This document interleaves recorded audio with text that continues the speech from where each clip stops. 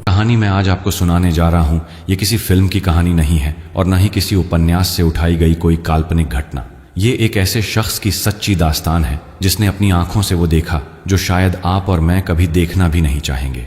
लालच दोस्तों एक ऐसा जहर है जो धीरे धीरे इंसान को अंदर से खोखला कर देता है, और जब इस लालच में अंधा होकर कोई प्रकृति के साथ खिलवाड़ करे तो प्रकृति भी अपना हिसाब मांगती है, और वो हिसाब इतना भयानक होता है कि इंसान जीते जी मरने के लिए मजबूर हो जाता है। अगर आप इस चैनल पर पहली बार आए हैं तो इसे सब्सक्राइब जरूर कर लें। ऐसी डरावनी और सच्ची कहानियां मैं नियमित रूप से लाता रहता हूं। और हाँ, कहानी पूरी होने के बाद कमेंट में जरूर बताइएगा कि कहानी कैसी लगी और आप किस शहर से इसे देख रहे हैं। आपका नाम भी लिख दीजिएगा। मुझे अच्छा लगता है जब मुझे पता चलता है कि मेरी आवाज देश के किस किस कोने तक पहुंच रही है। तो चलिए शुरू करते हैं ये रूह कंपा देने वाली कहानी। मेरा नाम कपिल है और ये जो कहानी मैं आपको सुनाने जा रहा हूं ये मेरे गांव के ही एक शख्स की है। उसका नाम था राम सिंह। राम सिंह कोई बड़ा पढ़ा लिखा आदमी नहीं था। गांव के सरकारी स्कूल में 5वीं तक पढ़ाई की थी बस, पर दिमाग तेज था उसका। छोटे मोटे ठेके लेता था, कभी सड़क बनाने का, कभी तालाब खोदने का, कभी सरकारी भवन की मरम्मत का। ठेकेदारी ही उसकी पूरी दुनिया थी। इसी से उसका घर चलता था, इसी से उसकी पहचान थी। राम सिंह की उम्र उस वक्त कोई 45-46 साल रही होगी। शरीर से मजबूत, चेहरे पर हमेशा एक अजीब सी मुस्कान और आंखों में एक चमक, पैसे की चमक। उसके 2 बच्चे थे और एक पत्नी जो दिन रात मेहनत करके घर संभालती थी। राम सिंह का स्वभाव कुछ ऐसा था कि वो हर चीज में फायदा ढूंढता। कहीं भी कोई मौका दिखे वो सबसे पहले हाथ बढ़ा देता। अब बात उसी साल की है जब गर्मियों का मौसम था, मई जून का महीना। गांव के बाहर उत्तर दिशा में एक बहुत पुराना घना जंगल था। लोग उसे काला जंगल कहते थे। नाम सुनकर ही डर लगता है ना। पर उस जंगल का नाम काला इसलिए नहीं था कि वो अंधेरा था, बल्कि इसलिए कि वहां की मिट्टी, पेड़ पौधे, यहां तक कि हवा भी काली और भारी लगती थी। कहते हैं कि वो जंगल सैकड़ों साल पुराना था। कोई कहता था कि वहां कभी अंग्रेजों के जमाने में कोई बड़ा कत्लेआम हुआ था, तो कोई कहता था कि वहां किसी तांत्रिक ने भयंकर साधना की थी। खैर, जो भी हो, गांव के लोग उस जंगल के पास जाने से कतराते थे। रात को तो दूर की बात, दिन में भी कोई उधर नहीं जाता था। पर जैसा कि होता है ना, जहां डर होता है वहीं किसी न किसी को लालच भी हो जाता है। उसी साल किसी सरकारी अफसर ने, जिसका नाम मैं नहीं लूंगा क्योंकि वो भी इस पूरे मामले में उतना ही कसूरवार था, राम सिंह को एक विशेष ठेका दिलवाया। ये ठेका था उसी काले जंगल की लकड़ी काटने का। अब ये ठेका पूरी तरह से अवैध था। कागजात अधूरे थे, परमिशन नकली थी और पूरा सौदा चोरी छुपे होना था। पर जो पैसे की बात थी वो पूरी थी, बल्कि उससे ज्यादा। राम सिंह को एक बार में इतना पैसा मिलने वाला था कि वो अगले 10 साल आराम से बैठ सकता था। जब राम सिंह को यह ठेका मिला तो उसने अपने करीबी दोस्तों को बताया। सभी ने मना किया। उसका बचपन का साथी मुन्ना बोला, राम सिंह भाई, वो जंगल ठीक नहीं, वहां मत जाओ, पैसा कहीं और से भी कमा लोगे। गांव के बुजुर्ग पंडित रघुनाथ ने समझाया, बेटा वो जमीन शापित है, वहां की लकड़ी छूना भी पाप है, तुम ये काम मत करो। यहां तक कि राम सिंह की पत्नी ने भी कहा, सुनते हो, मुझे अच्छा नहीं लग रहा, इतने पैसे की क्या जरूरत है, हम ठीक से जी रहे हैं ना। पर राम सिंह ने किसी की नहीं सुनी। उसकी आंखों में सिर्फ वो पैसे घूम रहे थे। उसने सबको हंसकर टाल दिया। अरे भाई, जंगल भी क्या किसी का बाप है? पेड़ हैं, लकड़ी है, काट लेंगे और बेच देंगे। इतनी सी बात में तुम लोग भूत प्रेत की बातें करते हो। उसने सोचा, ये गांव के लोग पिछड़े हैं, अंधविश्वासी हैं, मैं आधुनिक सोच का आदमी हूं। मुझे पता है कि भूत प्रेत कुछ नहीं होते। और इसी अंधे आत्मविश्वास और लालच में राम सिंह ने उस ठेके पर दस्तखत कर दिए। पेपर पर काली स्याही से उसने अपना नाम लिखा, अंगूठा लगाया और मुस्कुराकर पैसों का पहला किस्त ले लिया। उसे नहीं पता था कि यह दस्तखत उसकी जिंदगी के सबसे काले अध्याय की शुरुआत है। अगले दिन सुबह राम सिंह ने अपने 10 मजदूरों को इकट्ठा किया। सभी गांव के ही थे, कुछ जवान, कुछ अधेड़। उसने सबको अच्छी मजदूरी का वादा किया। पहले तो किसी ने जाने से मना किया, पर जब राम सिंह ने पैसे दिखाए तो लालच ने उन्हें भी अपनी गिरफ्त में ले लिया। सुबह 6 बजे ट्रैक्टर ट्रॉली में कुल्हाड़ियां, आरियां, रस्सियां और दूसरे औजार लेकर वो सब काले जंगल की तरफ निकल पड़े। रास्ते में गांव के लोग उन्हें देखते रहे, कुछ चिंता से, कुछ डर से और कुछ ऐसे जैसे वो आखिरी बार देख रहे हों। जंगल करीब 10 किलोमीटर दूर था। कच्ची सड़क थी, धूल उड़ रही थी।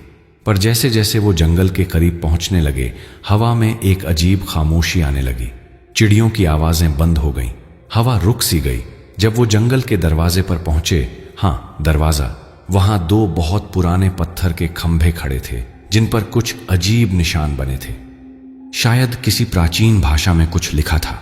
राम सिंह ने उन पर ध्यान नहीं दिया और ट्रैक्टर अंदर ले गया।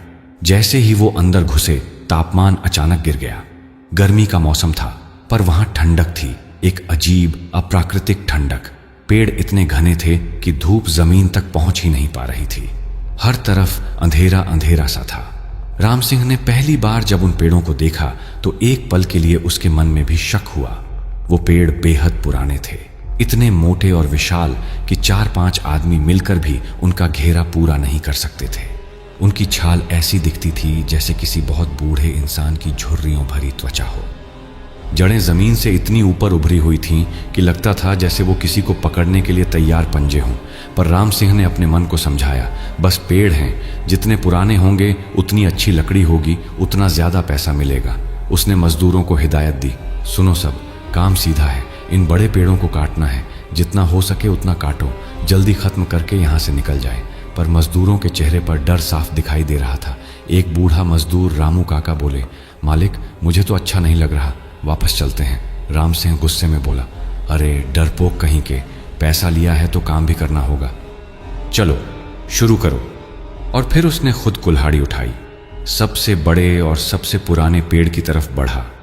उसकी आंखों में सिर्फ लालच था, दिल में सिर्फ पैसे की चाह और दिमाग में सिर्फ अपनी मर्जी।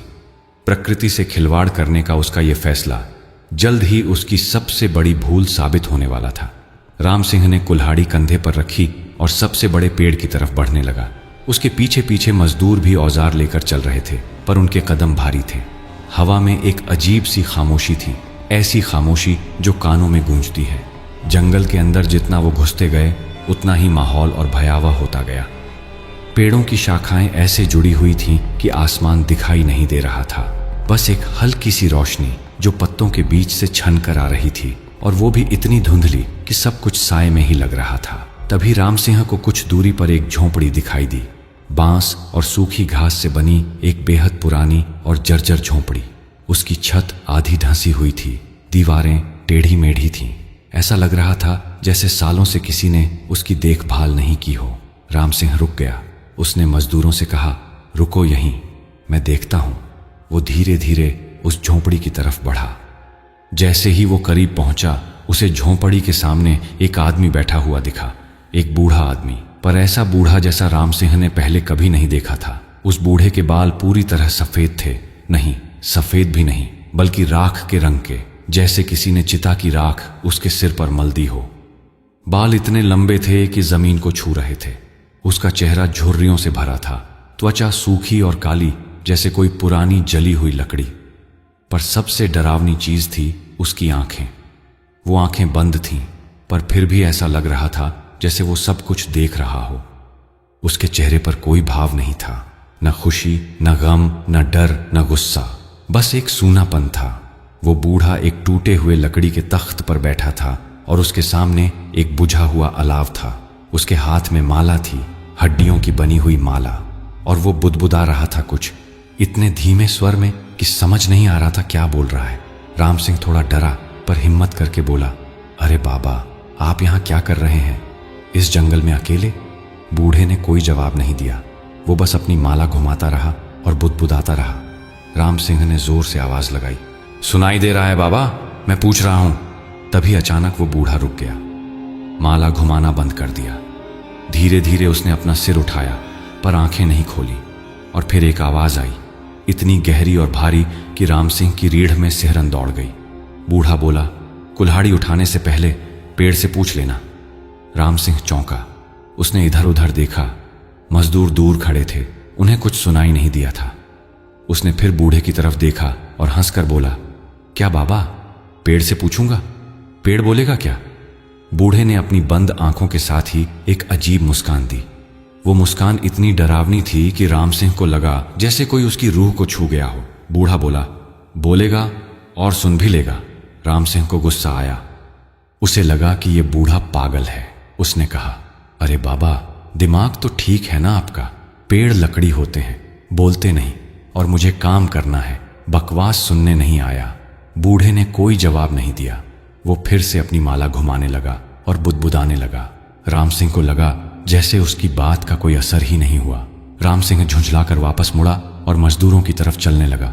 उसने मन में सोचा, पागल बूढ़ा है, जंगल में अकेला रहते रहते दिमाग खराब हो गया होगा। पर जब वो कुछ कदम चला और पीछे मुड़कर देखा तो उसके पैर जम गए। बूढ़ा गायब था। झोंपड़ी वहीं थी, तख्त वहीं था, बुझा हुआ अलाव वहीं था, पर बूढ़ा कहीं नहीं था। राम सिंह ने झोंपड़ी के चारों तरफ देखा, कोई नहीं। उसने झोंपड़ी के अंदर झांका, वहां भी कोई नहीं। सिर्फ 10 सेकंड में बूढ़ा हवा में घुल गया था। राम सिंह के माथे पर पसीना आ गया, उसकी सांसें तेज हो गईं। उसने इधर उधर देखा, कहीं कोई रास्ता नहीं था जहां से बूढ़ा भाग सकता हो। जंगल इतना घना था कि कोई बूढ़ा आदमी इतनी तेजी से भाग ही नहीं सकता था। तभी उसे एक आवाज सुनाई दी, पत्तों की सरसराहट। उसने ऊपर देखा, पेड़ों की शाखाएं हिल रही थीं, पर हवा नहीं चल रही थी। एक पत्ता भी नहीं हिल रहा था जमीन पर ऊपर की शाखाएं ऐसे हिल रही थीं जैसे कोई उन्हें झकझोर रहा हो।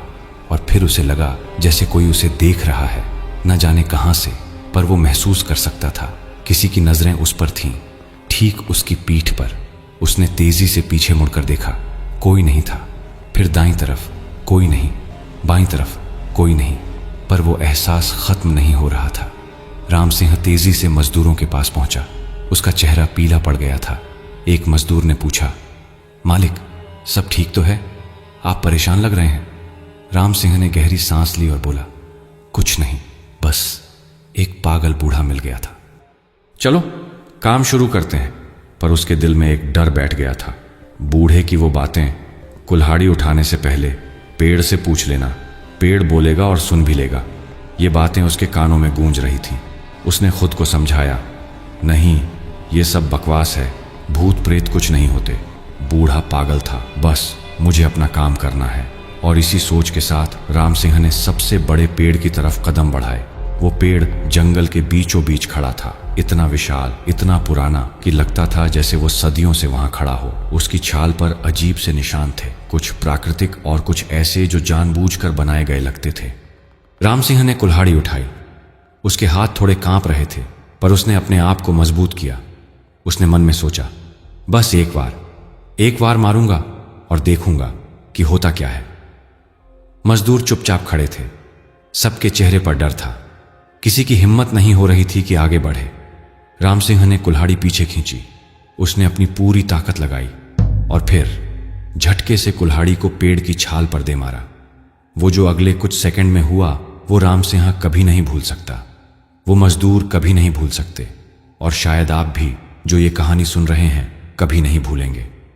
क्योंकि जो आवाज आई वो लकड़ी के कटने की आवाज नहीं थी, वो एक चीख थी, एक इंसानी चीख। कुल्हाड़ी पेड़ की छाल से टकराई। धातु और लकड़ी की आवाज आनी चाहिए थी, पर जो आवाज आई वो कुछ और ही थी। एक चीख, एक दर्दनाक, कान फाड़ू चीख। ऐसी चीख जैसे किसी इंसान को जिंदा जला दिया जा रहा हो, ऐसी चीख जो सीधे दिल में उतर जाए। राम सिंह के हाथ से कुल्हाड़ी छूट गई। वो 2 कदम पीछे हटा, उसकी आंखें फटी की फटी रह गईं। मजदूरों की चीखें निकल गईं। कोई जमीन पर बैठ गया, कोई दौड़ने लगा। रामू काका ने चिल्लाकर कहा, भाग यहां से, मैंने कहा था ना, ये जगह शापित है। पर राम सिंह वहीं खड़ा रह गया। उसकी नजरें उस पेड़ पर टिकी थीं। कुल्हाड़ी का निशान बस एक छोटा सा निशान छाल पर बन गया था, और उस निशान से कुछ बह रहा था, लाल रंग का गाढ़ा तरल पदार्थ। राम सिंह के मुंह से आवाज नहीं निकली। उसने आंखें मली, फिर से देखा। हां, वो तरल बह रहा था, धीरे धीरे छाल से नीचे की तरफ, बिल्कुल वैसे ही जैसे किसी इंसान के घाव से खून बहता है। उसने हिम्मत करके एक कदम आगे बढ़ाया, हाथ बढ़ाकर उस तरल को छुआ। गीला था, चिपचिपा था। उसने अपनी उंगलियां देखी, लाल रंग। नहीं, ये खून नहीं हो सकता। पेड़ों में खून नहीं होता, राम सिंह ने अपने आप से कहा। तभी अचानक हवा चलने लगी, तेज हवा। पर यह हवा गर्म थी। पहले जो ठंडक थी वो गायब हो गई थी।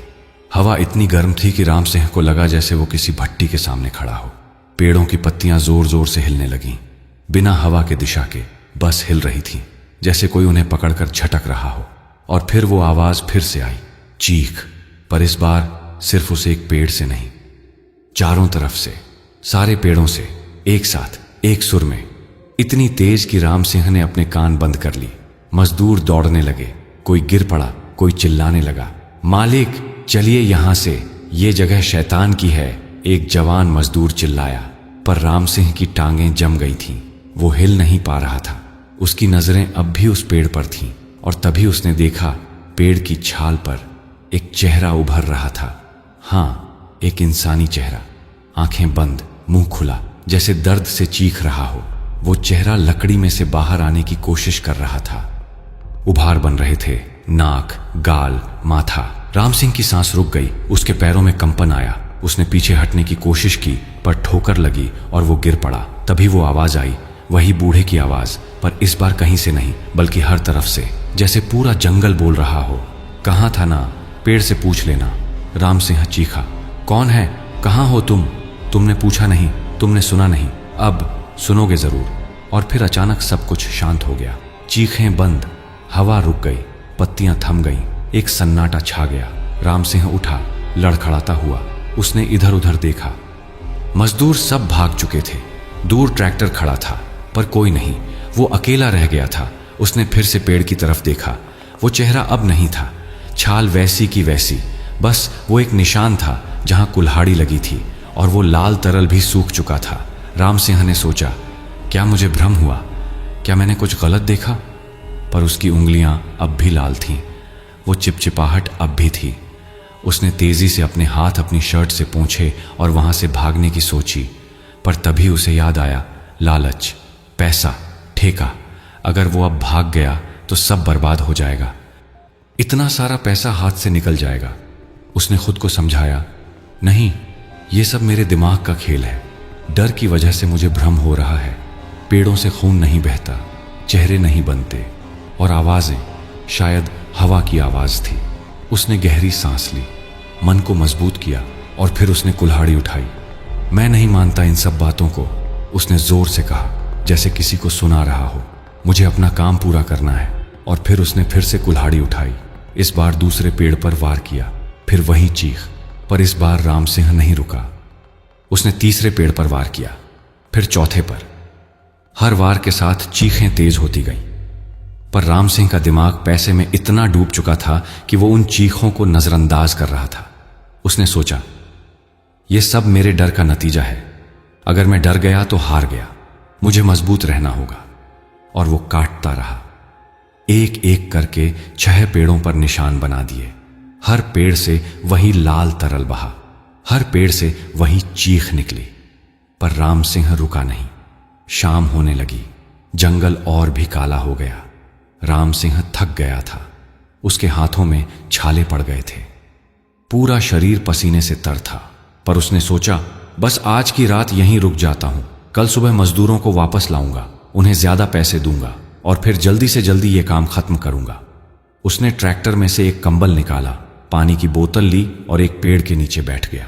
दूर से उसे गांव की रोशनी दिख रही थी, पर उसने वहां जाने का फैसला नहीं किया।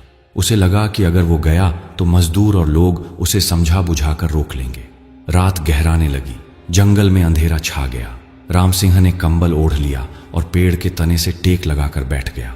तभी उसे आवाजें सुनाई देने लगीं, फुसफुसाहटें, बहुत सारी आवाजें, पर किसी की साफ नहीं, जैसे कई लोग एक साथ कुछ बोल रहे हों, पर धीमे धीमे। राम सिंह ने इधर उधर देखा, अंधेरे में कुछ दिख नहीं रहा था। उसने सोचा, हवा की आवाज है, पर फुसफुसाहटें तेज होती गईं और फिर उसे लगा जैसे कोई उसके पास आ रहा है। कदमों की आवाज, पत्तों के रगड़ने की आवाज। राम सिंह उठ खड़ा हुआ। उसने ट्रैक्टर में रखी टॉर्च उठाई और चारों तरफ रोशनी मारी। कोई नहीं था, पर फुसफुसाहटें जारी थीं। अब तो शब्द भी सुनाई देने लगे, क्यों काटा, हमें क्यों काटा, दर्द हो रहा है, बहुत दर्द। राम सिंह के रोंगटे खड़े हो गए। उसने चिल्लाकर कहा, कौन है, बाहर आओ। कोई जवाब नहीं। और फिर जंगल में आग लगने लगी, पर यह आग अलग थी। ये लपटें नहीं थीं, ये एक अजीब नीली रोशनी थी जो जमीन से उठ रही थी। पेड़ों की जड़ों से, तनों से, शाखाओं से, हर जगह से वो नीली रोशनी निकल रही थी। और उस रोशनी में राम सिंह ने उसे देखा, लकड़ी का दैत्य, एक विशालकाय आकृति, पूरी तरह से लकड़ी की बनी, तनाधड़ था, शाखाएं हाथ थीं, जड़ें पैर थीं और चेहरा छाल का बना चेहरा जिसमें 2 गड्ढे थे जहां आंखें होनी चाहिए थीं और उन गड्ढों में 2 जलते अंगारे। वो दैत्य राम सिंह की तरफ बढ़ने लगा। हर कदम के साथ जमीन कांपती थी। उसकी सांसों से धुआं निकल रहा था, काला गाढ़ा धुआं। राम सिंह चीखा और भागने लगा, पर उसके पैर लड़खड़ा गए। वो गिर पड़ा, उठने की कोशिश की, पर शरीर साथ नहीं दे रहा था। दैत्य उसके पास आया। उसने अपना विशाल हाथ, जो असल में एक मोटी शाखा था, राम सिंह की तरफ बढ़ाया और फिर आवाज आई। दैत्य के मुंह से नहीं, बल्कि सीधे राम सिंह के दिमाग में, जैसे कोई उसकी खोपड़ी के अंदर बोल रहा हो, जो मेरा काटेगा मैं उसका पकड़ना छीन लूंगा। राम सिंह की चीख निकलते निकलते रह गई। उसकी आंखें बंद हो गईं और वो बेहोश हो गया। सुबह की धूप चेहरे पर पड़ी तो राम सिंह की आंखें खुली। सिर में भयंकर दर्द हो रहा था, पूरा शरीर अकड़ा हुआ था। उसने धीरे धीरे आंखें खोली और इधर उधर देखा। वो अपने घर में था, अपने बिस्तर पर। राम सिंह उठकर बैठ गया। उसने अपने कपड़े देखे, वही कपड़े जो कल जंगल में पहने थे, मिट्टी से सने, पसीने से भीगे। उसके हाथों में छाले थे, उंगलियों पर अब भी वो लाल दाग थे। तो ये सपना नहीं था, उसने मन में सोचा। तभी उसकी पत्नी कमरे में आई। उसके चेहरे पर चिंता साफ दिख रही थी। अरे, होश आया आपको? रात को गांव के लोग आपको उठाकर लाए थे, कह रहे थे कि आप जंगल के पास बेहोश पड़े थे। मैंने कितनी बार कहा था मत जाओ उस जंगल में, पर आप किसी की सुनते ही कहां हैं? राम सिंह ने पूछा। कौन लोग लाए? पता नहीं, अंधेरे में चेहरा ठीक से दिखा नहीं। बस दरवाजे पर दस्तक दी, आपको अंदर रखा और चले गए। बोले कि इन्हें संभाल लो। राम सिंह के दिमाग में सवाल उठने लगे। कौन लोग थे? मजदूर तो सब भाग गए थे, फिर मुझे कौन लाया? उसने अपनी पत्नी से कहा, पानी दो। पानी पीते हुए उसने सोचा, जो भी हुआ वो सच था या भ्रम? क्या वाकई वो दैत्य था या मेरे दिमाग का खेल? पर उसके हाथों के छाले और उंगलियों के दाग सब कुछ साफ बता रहे थे। जो हुआ वो सच था। तभी दरवाजे पर दस्तक हुई। राम सिंह की पत्नी ने दरवाजा खोला। बाहर वो सरकारी अफसर खड़ा था जिसने राम सिंह को ये ठेका दिलवाया था। अफसर अंदर आया। उसके चेहरे पर गुस्सा था। क्या हुआ राम सिंह? मैंने सुना तुम बेहोश हो गए और मजदूर सब भाग आए, काम शुरू किया भी नहीं और तुम नाटक कर रहे हो। राम सिंह ने उसे पूरी बात बताई। पेड़ों से निकली चीख, लाल तरल, बूढ़ा और वो दैत्य। पर अफसर हंसने लगा। अरे भाई, तुम्हारा दिमाग खराब हो गया है क्या? पेड़ चीखते हैं, लकड़ी का दैत्य, ये सब बकवास है। तुम डर गए हो बस। देखो, मैंने तुम्हें पैसों का पहला किस्त दे दिया है। अब तुम्हें काम पूरा करना ही होगा, वरना पैसे वापस करने होंगे, सूद के साथ। राम सिंह जानता था कि पैसे वापस करना नामुमकिन था। उसने तो पहले किस्त के पैसे पहले ही अपने पुराने कर्ज चुकाने में लगा दिए थे। अफसर ने धमकी दी, कल तक काम शुरू नहीं हुआ तो समझ लेना मैं पुलिस बुला लूंगा, अवैध ठेके का मामला बना दूंगा, तुम जेल जाओगे। ये कहकर अफसर चला गया। राम सिंह के पास कोई रास्ता नहीं बचा था। उसे वापस जाना ही होगा, उस जंगल में, उन पेड़ों के पास। दोपहर को राम सिंह गांव में घूमा। उसे नए मजदूर चाहिए थे, पर जब उसने लोगों से बात की तो पता चला कि जो मजदूर कल जंगल गए थे वो सबको पूरी कहानी बता चुके थे। अब कोई भी उस जंगल में जाने को तैयार नहीं था, चाहे कितने भी पैसे मिलें। राम सिंह निराश होकर घर लौटा।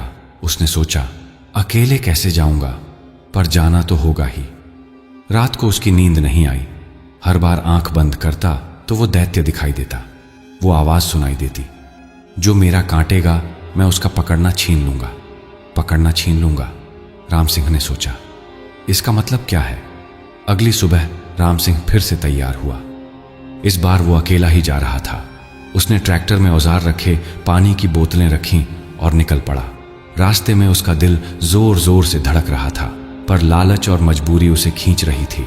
जब वो जंगल के दरवाजे पर पहुंचा तो वहां फिर से वही खामोशी थी, वही ठंडक, वही भारीपन। राम सिंह ने गहरी सांस ली और अंदर घुस गया। जंगल में सब कुछ वैसा ही था जैसा कल छोड़कर गया था। वो 6 पेड़ जिन पर उसने कुल्हाड़ी मारी थी वो सब वहीं खड़े थे, पर अब उन पर कोई निशान नहीं था, कोई कटा हुआ हिस्सा नहीं, कोई लाल तरल नहीं, जैसे कल कुछ हुआ ही नहीं था। राम सिंह हैरान रह गया। उसने पास जाकर उन पेड़ों को छुआ।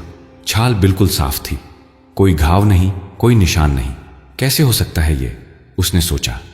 तभी उसे फिर से वो झोंपड़ी दिखाई दी। और उस बूढ़े की याद आई। वो वहां गया।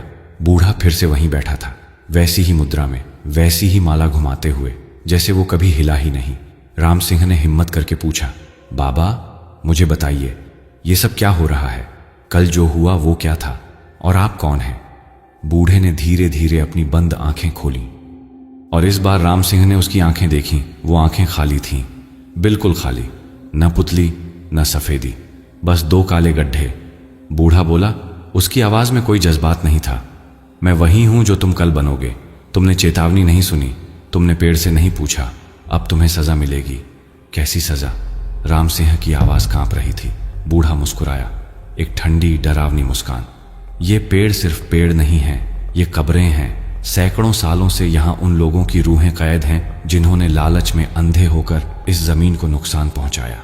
हर पेड़ एक रूह को बांधे रखता है, और जो भी इन पेड़ों को काटता है वो उन रूहों को छेड़ता है, और फिर वो रूहें बदला लेती हैं। राम सिंह के पैरों तले जमीन खिसकने लगी। बूढ़ा आगे बोला, कल रात तुमने उसे देखा, जंगल की रूह को। वो इस जंगल का रक्षक है, सदियों से यहाँ है, और उसने तुम्हें शाप दे दिया है। क्या शाप? राम सिंह चिल्लाया, तुमने पेड़ काटे, उन्हें दर्द दिया, अब तुम्हें भी दर्द मिलेगा, पर वो दर्द ऐसा होगा कि तुम जीते जी मरोगे। तुम्हारे हाथ, तुम्हारी पकड़ सब खत्म हो जाएगी। तुम चीजें देख पाओगे पर छू नहीं पाओगे। तुम पैसा कमाओगे पर उसे पकड़ नहीं पाओगे। तुम जिंदा रहोगे पर जिंदगी को पकड़ नहीं पाओगे। राम सिंह को लगा जैसे किसी ने उसकी छाती पर बोझ रख दिया हो। नहीं, ये नहीं हो सकता। मैं माफी मांगता हूं। मैं अब कभी यहां नहीं आऊंगा, बस मुझे छोड़ दो। बूढ़ा हंसा, एक खोखली भयानक हंसी। अब बहुत देर हो चुकी है, शाप लग चुका है। अब तुम्हें पूरा करना होगा जो तुमने शुरू किया है। ठेका पूरा करो, पेड़ काटो, पैसा लो, और फिर जीवन भर भुगतो। राम सिंह के आंसू निकल आए। वो जमीन पर गिर पड़ा। प्लीज मुझे बचा लो, मैं कुछ भी करूंगा। पर जब उसने ऊपर देखा तो बूढ़ा फिर से गायब हो चुका था। राम सिंह रोता रहा घंटों, पर कोई फायदा नहीं। आखिरकार उसे फैसला लेना पड़ा।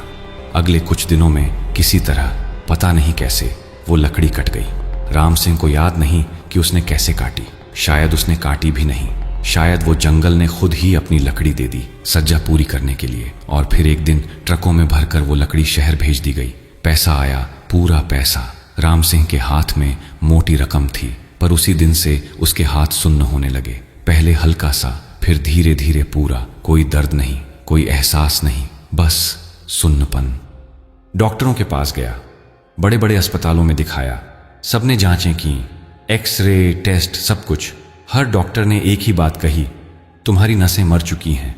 पर कैसे, हम नहीं बता सकते। मेडिकल साइंस में ऐसा कभी नहीं देखा। राम सिंह के पास अब बहुत पैसा था, पर उसके हाथ, वो कुछ नहीं पकड़ सकते थे। वो खाना उठा नहीं सकता, पानी का गिलास पकड़ नहीं सकता, अपने बच्चों को गले नहीं लगा सकता। पैसे हाथ में आते पर हाथ से फिसल जाते। जीवन था पर जीने का कोई मतलब नहीं। महीने बीत गए, राम सिंह के हाथ पूरी तरह बेकार हो चुके थे। वो उन्हें हिला सकता था, उठा सकता था, पर किसी भी चीज को पकड़ नहीं सकता था। हाथ में कोई ताकत नहीं बची थी। उंगलियां मुड़ती थीं, पर पकड़ नहीं बना पाती थीं। उसकी पत्नी को उसे खाना खिलाना पड़ता, पानी पिलाना पड़ता, कपड़े पहनाने पड़ते। एक स्वस्थ आदमी जो अपने हाथों से काम करके अपना और अपने परिवार का पेट पालता था, अब पूरी तरह से दूसरों पर निर्भर हो गया था। पैसा था बैंक में, बहुत सारा पैसा, पर उसका क्या फायदा? वो खुद से एक नोट भी नहीं गिन सकता था। जब बैंक से पैसे निकालने जाता तो पत्नी को साथ ले जाना पड़ता था।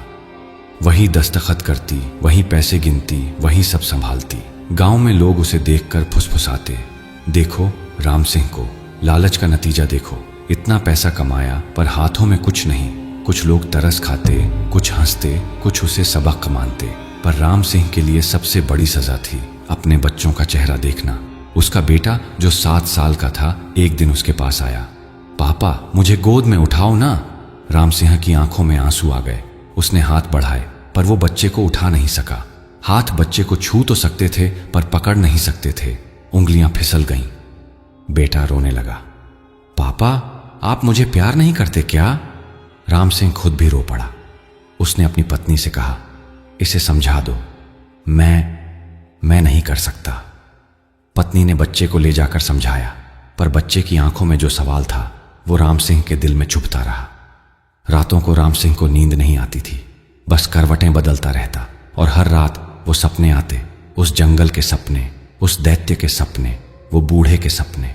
हर रात सपने में वो दैत्य उसके सामने आता, अपना विशाल हाथ आगे बढ़ाता और हंसता, एक भयानक गूंजती हुई हंसी। और फिर वही शब्द, जो मेरा काटेगा मैं उसका पकड़ना छीन लूंगा। राम सिंह चीखता हुआ उठ जाता, पूरा शरीर पसीने से तर, सांसें तेज, दिल जोर जोर से धड़कता। उसकी पत्नी पूछती, फिर वही सपना आया? राम सिंह सिर हिलाता, बोल नहीं पाता। एक दिन राम सिंह ने फैसला किया कि वो फिर से उस जंगल जाएगा। शायद वो बूढ़ा फिर मिल जाए, शायद कोई रास्ता निकल आए, शायद वो माफी मांग सके। उसने अपनी पत्नी को बताए बिना एक सुबह निकल पड़ा। अब तो ड्राइवर रखना पड़ता था क्योंकि वो खुद गाड़ी नहीं चला सकता था, पर उसने ड्राइवर से कहा कि उसे जंगल के पास छोड़ दे और शाम को लेने आए। जब राम सिंह जंगल के दरवाजे पर पहुंचा तो सब कुछ बदला हुआ लग रहा था।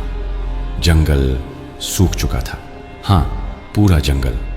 जो पेड़ कभी इतने हरे भरे थे, इतने घने थे, अब वो काले और सूखे हो चुके थे। पत्तियां झड़ चुकी थी, शाखाएं टूटी हुई थी, छाल उतर रही थी। राम सिंह अंदर घुसा। जितना आगे बढ़ता गया उतना ही डरावना नजारा दिखता गया। वो पेड़ जिन्हें उसने काटा था वो अब नहीं थे, उनकी जगह सिर्फ ठूंठ बचे थे, बाकी पेड़ भी मर रहे थे। पूरा जंगल एक कब्रिस्तान लग रहा था। राम सिंह उस झोंपड़ी की तरफ बढ़ा जहां वो बूढ़ा रहता था, पर झोंपड़ी ढह चुकी थी, बस कुछ टूटे बांस और सड़ी घास पड़ी थी।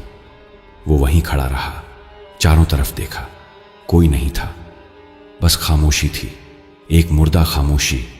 तभी उसे एक आवाज सुनाई दी, पीछे से, तुम फिर आ गए। राम सिंह ने पीछे मुड़कर देखा, वो बूढ़ा खड़ा था, पर अब वो और भी बूढ़ा लग रहा था, और भी कमजोर, जैसे उसमें जान ही नहीं बची हो। राम सिंह उसके पैरों में गिर पड़ा। बाबा, मुझे माफ कर दो, मुझसे भूल हो गई, मैं लालच में अंधा हो गया था, प्लीज इस शाप को हटा दो, मैं अपने बच्चों को छू भी नहीं सकता, मेरी जिंदगी बर्बाद हो गई है। बूढ़े ने एक लंबी सांस ली। शाप हटाना मेरे बस में नहीं, मैं सिर्फ एक माध्यम हूं। असली शाप इस जंगल ने दिया है और जंगल अब मर रहा है, तुमने इसे मार डाला। राम सिंह ने आसपास देखा, हाँ, जंगल सच में मर रहा था। बूढ़ा बोला, ये जंगल सदियों से जिंदा था, इसकी अपनी रूह थी, अपनी शक्ति थी, पर तुमने इसे तोड़ दिया। जब तुमने पेड़ काटे तो तुमने सिर्फ लकड़ी नहीं काटी, तुमने इस जंगल की जिंदगी काटी, और अब ये जंगल तुम्हें भी अपने साथ ले जाएगा। क्या मतलब? राम सिंह की आवाज कांप रही थी। हर रात तुम्हें सपने आते हैं ना? वो सपने नहीं हैं, वो बुलावे हैं। जंगल तुम्हें बुला रहा है, और एक दिन तुम आओगे और फिर तुम यहीं रह जाओगे हमेशा के लिए, इन सूखे पेड़ों के बीच, एक और रूह बनकर, इंतजार करते हुए कि अगला लालची इंसान कब आएगा। राम सिंह के रोंगटे खड़े हो गए। नहीं नहीं, मैं नहीं आऊंगा, मैं कभी यहां नहीं आऊंगा। बूढ़ा मुस्कुराया, वही ठंडी मुस्कान, तुम्हारे बस में नहीं है, जंगल तुम्हें खींच लेगा, देर सवेर तुम आओगे, ये तय है। राम सिंह उठा और भागने लगा। उसे बस वहां से निकलना था, जितनी जल्दी हो सके। वो जंगल से बाहर निकला। ड्राइवर गाड़ी में बैठा इंतजार कर रहा था। राम सिंह गाड़ी में बैठा और चिल्लाया, चलाओ जल्दी, यहां से दूर। गाड़ी चल पड़ी। राम सिंह ने पीछे मुड़कर देखा, जंगल के दरवाजे पर वो बूढ़ा खड़ा था। उसका हाथ हवा में उठा था, जैसे विदा कह रहा हो या धमकी दे रहा हो। घर पहुंचकर राम सिंह ने तय किया कि वो अब कभी उस जंगल के बारे में नहीं सोचेगा। वो अपनी जिंदगी जिएगा, चाहे कितनी भी मुश्किल हो, अपने परिवार के साथ रहेगा, अपने बच्चों को बड़ा होते देखेगा। पर रात को फिर वही सपना आया, जंगल, अंधेरा, दैत्य और वो आवाज, आ जाओ, तुम्हारी जगह यहां तैयार है। राम सिंह चीखता हुआ उठा, पसीने से लथपथ, दिल इतनी जोर से धड़क रहा था कि लगा फट जाएगा। और उस रात से हर रात वही सपना आने लगा, कभी कभी तो दिन में भी। अचानक उसे लगता जैसे वो जंगल में है, पेड़ों के बीच, उस दैत्य के सामने। डॉक्टरों ने कहा, ये मानसिक समस्या है, PTSD हो सकता है, दवाइयां लेनी होंगी। दवाइयां शुरू हुई, पर कोई फर्क नहीं पड़ा। सपने आते रहे, बुलावे आते रहे, और धीरे धीरे राम सिंह महसूस करने लगा कि उसकी इच्छा कमजोर पड़ रही है। कभी कभी वो खुद को सोचता पाता, क्यों न चला जाऊं, क्यों न जंगल चला जाऊं और ये सब खत्म कर लूं। पर फिर अपने बच्चों का चेहरा देखता और रुक जाता। महीने बीते, साल बीतने को आया। राम सिंह की हालत और खराब होती गई। हाथों में अब बिल्कुल ताकत नहीं बची थी। वो कुछ भी नहीं कर सकता था। पैसा था पर खुशी नहीं, परिवार था पर उन्हें छू नहीं सकता था, जिंदगी थी पर जीने का कोई मकसद नहीं, और हर रात वो जंगल उसे बुलाता रहता। राम सिंह समझ गया था कि ये सजा कभी खत्म नहीं होगी, ये उम्र भर चलेगी। हाथ होते हुए भी बेहाथ, पैसा होते हुए भी गरीब, जिंदा होते हुए भी मुर्दा। लालच की कीमत वो चुका रहा था, हर रोज, हर पल। और सबसे बुरी बात ये थी, उसे पता था कि एक दिन जब वो सबसे कमजोर होगा, जब उसकी इच्छा शक्ति टूट जाएगी, तब वो जंगल उसे खींच लेगा और वो वहां जाएगा हमेशा के लिए। पर वो दिन अभी नहीं आया था। अभी वो जिंदा था, अभी वो लड़ रहा था, अभी उसमें थोड़ी सी उम्मीद बाकी थी। पर कब तक? आज राम सिंह को इस हाल में 5 साल हो गए हैं। 5 लंबे दर्दनाक साल। उसके बाल अब पूरी तरह सफेद हो चुके हैं, हालांकि उसकी उम्र अभी सिर्फ 50 साल की है। चेहरे पर झुर्रियां इस तरह पड़ी हैं जैसे किसी 70 साल के बूढ़े के हों। आंखों में वो चमक नहीं बची जो कभी हुआ करती थी। अब बस एक खालीपन है, एक हार का एहसास। उसके हाथ अब भी वैसे ही हैं, बिल्कुल बेकार। डॉक्टरों ने हार मान ली है। कोई इलाज नहीं, कोई उम्मीद नहीं। मेडिकल साइंस के पास इसका कोई जवाब नहीं। पर राम सिंह जानता है कि यह कोई बीमारी नहीं है, यह सजा है, जिंदगी भर की सजा। उसका बेटा अब 12 साल का हो गया है, बेटी 10 की। दोनों अपने पिता को इस हालत में देखकर बड़े हुए हैं। उन्हें याद भी नहीं कि कभी उनके पापा ने उन्हें गोद में उठाया था, हाथ पकड़कर चलाया था या सिर पर हाथ फेरा था। बच्चे अब सवाल नहीं पूछते। वो समझ गए हैं कि पापा के हाथ काम नहीं करते। पर कभी कभी राम सिंह उनकी आंखों में वो दर्द देख लेता है, वो तड़प कि काश उनके पापा भी दूसरे बच्चों के पापा की तरह होते। राम सिंह की पत्नी अब उससे ज्यादा बात नहीं करती, थक गई है वो भी। 5 साल एक ऐसे इंसान की देखभाल करना जो शारीरिक रूप से तो स्वस्थ है पर हाथ नहीं चला सकता, ये किसी के लिए भी आसान नहीं है। कभी कभी रात को राम सिंह उसे रोते हुए सुनता है, चुपचाप अंधेरे में, और उसका दिल टूट जाता है। उसकी वजह से उसका पूरा परिवार बर्बाद हो गया है। वो पैसा जो उसने कमाया था अब खत्म होने लगा है। इलाज में, दवाइयों में, घर चलाने में, सब में पैसा लग रहा है और कमाई का कोई जरिया नहीं। हाथ नहीं चलते तो काम कैसे करे? कुछ महीने पहले राम सिंह ने अपना घर बेच दिया। अब वो किराए के मकान में रहता है, छोटा सा 2 कमरे का मकान। पैसा बचाना जरूरी था, बच्चों की पढ़ाई के लिए, भविष्य के लिए। गांव के लोग अब उससे दूर रहते हैं, कोई मिलने नहीं आता। कुछ लोग उसे शापित मानते हैं, कुछ पागल, और कुछ सोचते हैं कि उसने कोई बहुत बड़ा पाप किया है जिसकी सजा मिल रही है। और सच तो ये है कि वो सही ही सोचते हैं। रात का समय, राम सिंह अपने बिस्तर पर लेटा है, बच्चे सो गए हैं, पत्नी रसोई में कुछ काम कर रही है। घर में सन्नाटा है, बस दीवार घड़ी की टिक टिक की आवाज आ रही है। राम सिंह की आंखें बंद हैं पर नींद नहीं आ रही, क्योंकि वो जानता है कि जैसे ही सोएगा वो सपना फिर आएगा। और सच में कुछ देर बाद जब उसे नींद आने लगती है तो फिर शुरू हो जाता है वो जंगल, काला, सूखा, मरा हुआ। पेड़ों के बीच वो रास्ता जो उसे बुलाता है, दूर से वो आवाज, आ जाओ राम सिंह, बहुत हो गया, अब आराम कर लो, यहां आ जाओ। राम सिंह सपने में चलने लगता है, उसके पैर खुद ब खुद आगे बढ़ रहे हैं। वो रोकना चाहता है पर नहीं रोक पाता। जंगल के अंदर घुसता है, चारों तरफ सूखे पेड़, ठूंठ, काली छाल, टूटी शाखाएं, और फिर वो दिखता है, वो दैत्य, लकड़ी का बना, आंखों में जलते अंगारे, धीरे धीरे उसकी तरफ बढ़ता हुआ। पर इस बार कुछ अलग है। दैत्य के पीछे और भी साए हैं, धुंधले साए, कई लोग, सब के सब वैसे ही, खोखली आंखें, झुर्रियों भरे चेहरे, बेजान चेहरे। और तभी राम सिंह को समझ आता है, ये वो सब लोग हैं जो पहले इस जंगल में आए थे, जिन्होंने लालच में अंधे होकर इस जंगल को नुकसान पहुंचाया था। और अब वो सब यहीं कैद हैं, हमेशा के लिए। दैत्य उसके पास आता है, अपना हाथ आगे बढ़ाता है, तुम्हारी जगह तैयार है, आ जाओ। और सपने में राम सिंह का हाथ आगे बढ़ता है, वो दैत्य का हाथ पकड़ने वाला होता है कि वो चीखता हुआ उठ जाता है, पसीने से लथपथ, सांसें तेज, दिल धड़कता हुआ। उसकी पत्नी दौड़ी हुई आती है, फिर वही सपना। राम सिंह सिर हिलाता है, बोल नहीं पाता। पत्नी पानी लाती है, उसे पिलाती है और फिर वापस अपने काम में चली जाती है। अब उसे भी आदत हो गई है। राम सिंह खिड़की से बाहर देखता है। रात का 3 बजा है, अंधेरा है, दूर कहीं कुत्ते भौंक रहे हैं और तभी उसे लगता है जैसे कोई उसे बुला रहा है।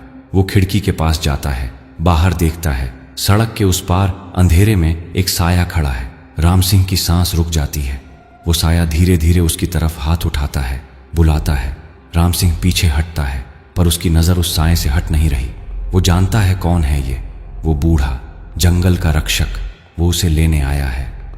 नहीं, मैं नहीं आऊंगा, अभी नहीं, राम सिंह बुदबुदाता है। साया कुछ देर खड़ा रहता है, फिर धीरे धीरे मुड़ता है और अंधेरे में घुल जाता है। राम सिंह को पता है ये अंत नहीं है, ये सिर्फ एक और चेतावनी है, एक और बुलावा।